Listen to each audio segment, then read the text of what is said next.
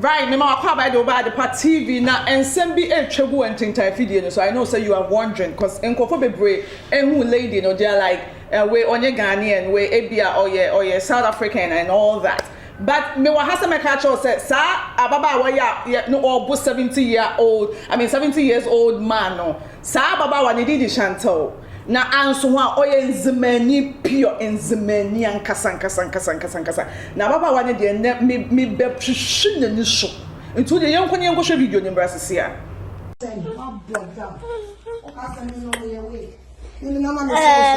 excuse hey I don't care hello come out I'm here mama boni ni kwanya hwe ni kwasia kwanya hwe everybody. Everybody.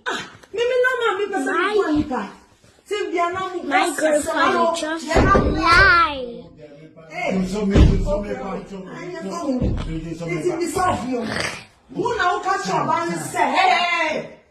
are you talking too much? Me say me who evidence. So me say, hey, I wanna okay. Hey. No, hey, my bad.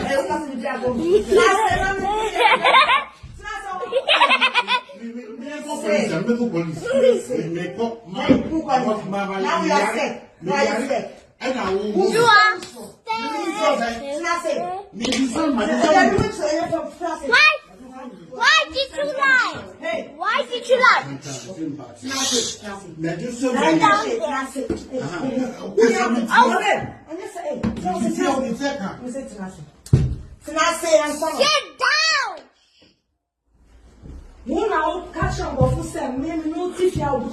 I will slap you. You want? Because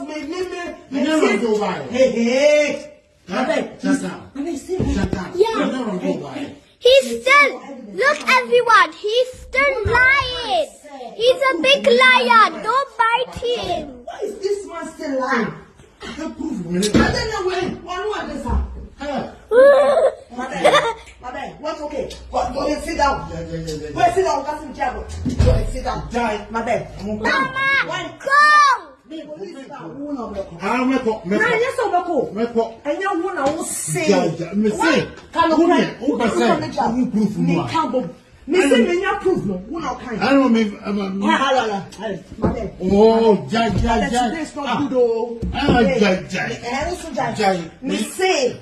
People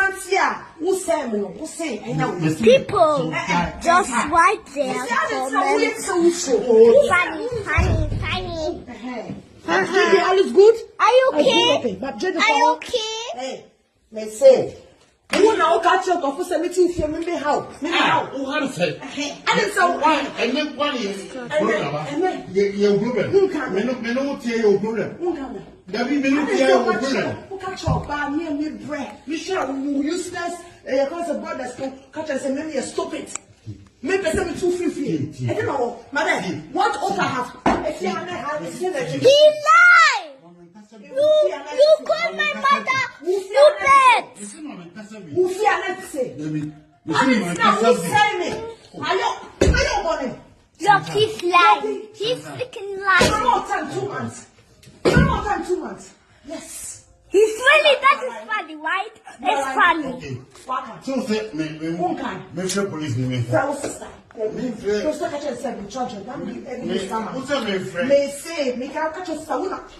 a big liar. Look at him. Look at him. Don't come out. I see ya. Don't come out, eh? Don't come out. Hello, pa. Oh, yeah, and the toast will not room because Mr. Walker. We are going to. He's lying. He's lying. He's a don't.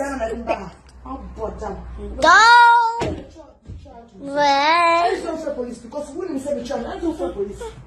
The charge. I don't say police. Call the police. Call the police.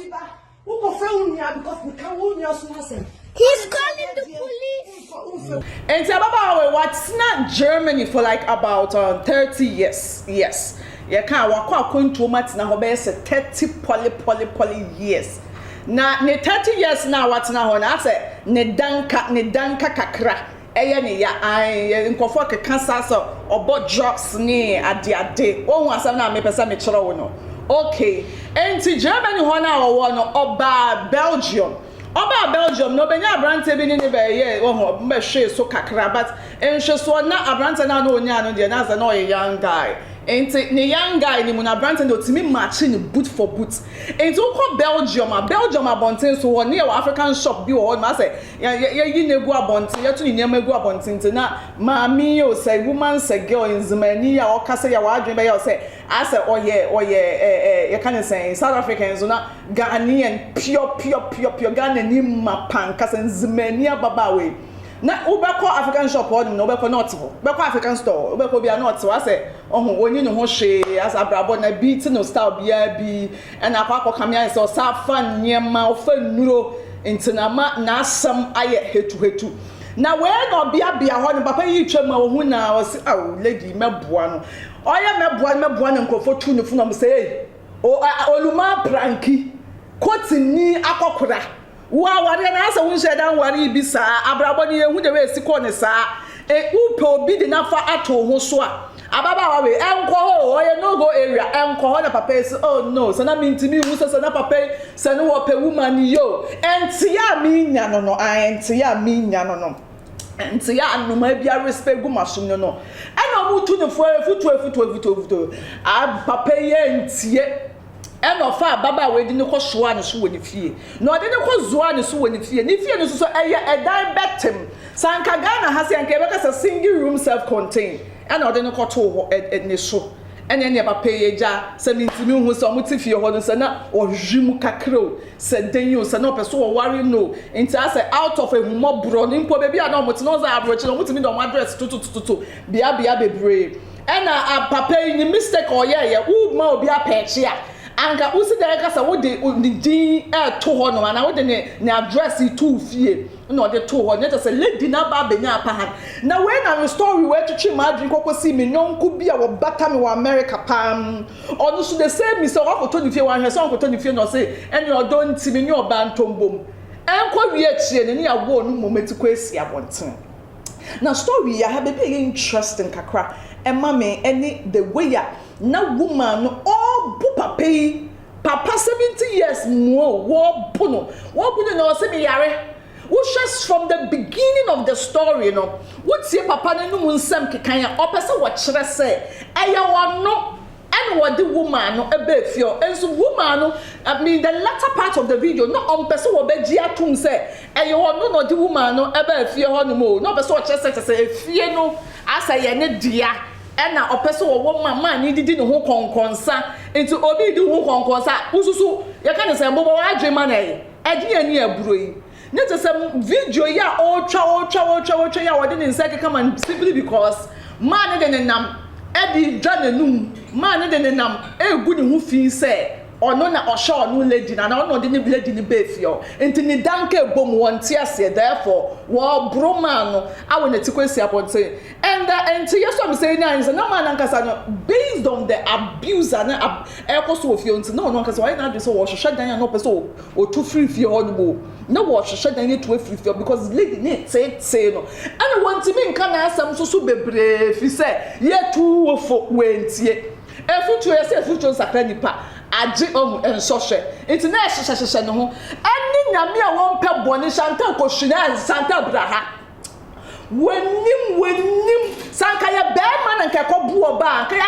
abuse that be woman beater ho beater shanta wenim se wo geko ofri wo geko ofi poki wate wenim aya me that now me ntia bia menya ya say a police wa ba fie ho no ai enti no enhwehwemu koso nkwada na sese ye ji omo fi shanta osem sa nkwada we na obedini we obenya ombudi kunu obenya we na dia oba besia we na ni nsa da wasum wei oya bema susu a oye boni a wondwen hum munchi lady no na mo fa ni ntum sanka ya papa ananka ya yanka ya beka oba kokko nini wajire ho pu papa yi hu nya omo bo se me yare minkwe there you come minkwe ase me yare me ya ye me operation operation ya ye me operation oh hame jai oh jai na the lady see kasa na hwe the way o si man kwada ni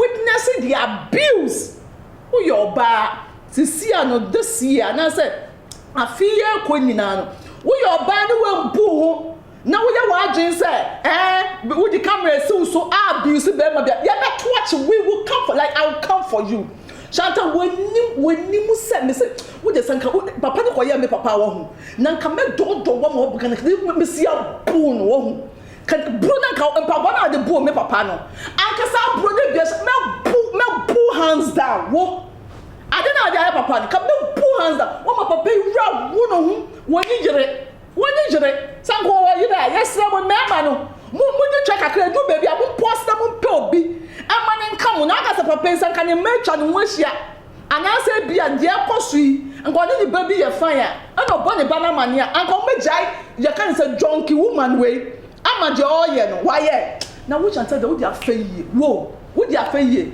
empanifo mu a mo Belgium abonten so a mo hwe sa asem ni bedi mu na sipi no mesra madabra ka mo ye jum kwada fo ni na every ninsem na man no mo ko pe ni baby sa kwa rent dan fufuro so bet na fio e fie ni put say ni dia mo nche na adia ma no sa takashi agro boni ni so afiri hefa shata wo ni mo mama miss eye bija woni Ghana ha wo ka wo hwi ni wo drugs na wo boni ka beti woni so sanfuna eya na mu bi diti abroche ho no ma bibia mo ka se emra ni favor man intino emra ni favor man intino mo sori a na bibia be anadwuma na agro bia na mo pese mo didi papa fo ni mrante no ana no so mu bi ho na ya na jare na say e de I just say busuya for tap said the summer snake na me de kon say 360 de ba be so mo internet just say a Belgium case where the AC or Belgium and